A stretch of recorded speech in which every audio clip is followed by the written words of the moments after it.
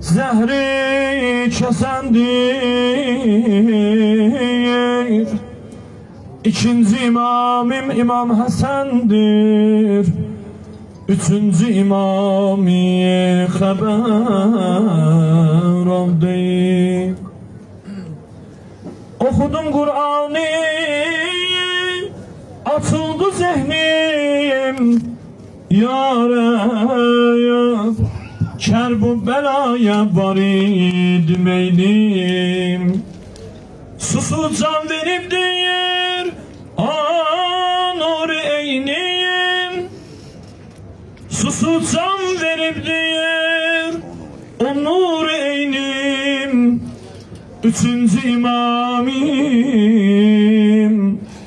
İmam Hüseyin'im, dördüncü imami haber aldım.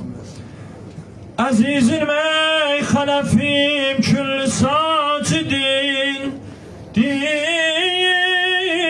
içinde din berseye gaybin. Hakkın kelamıdır gün kimi mubin. Dördüncü imamim Zeynel Abidin. Beşinci imami haber aldım.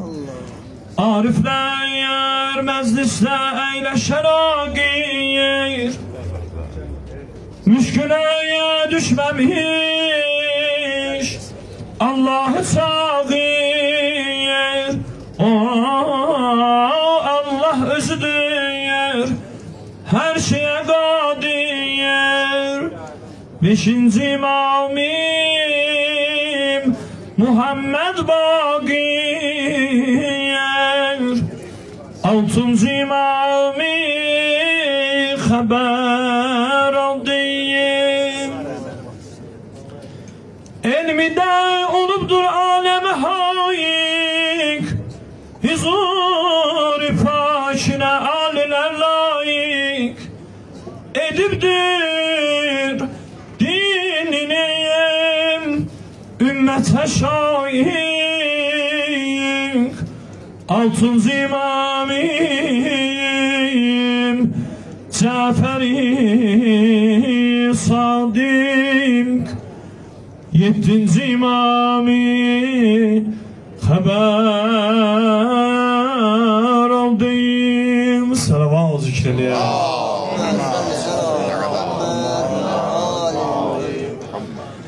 Alın kalemimi hakkında yazım, arif olanlara demek ne lazım.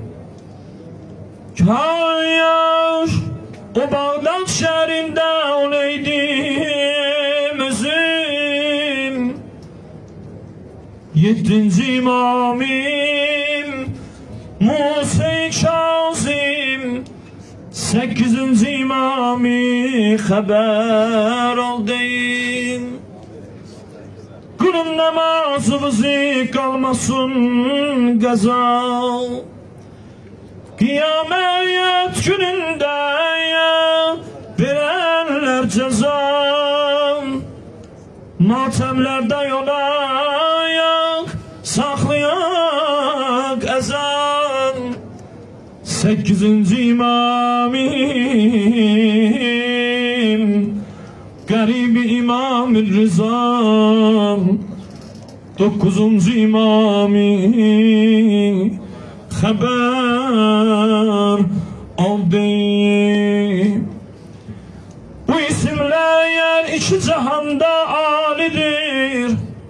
Ağam eli Kövser üstte sakidir. Onların meskeni cennet bağıdır.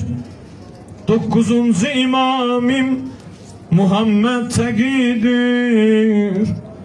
Onuncu imami haber aldım. Kalbimde Hasan'la Hüseyin'in dağı yâre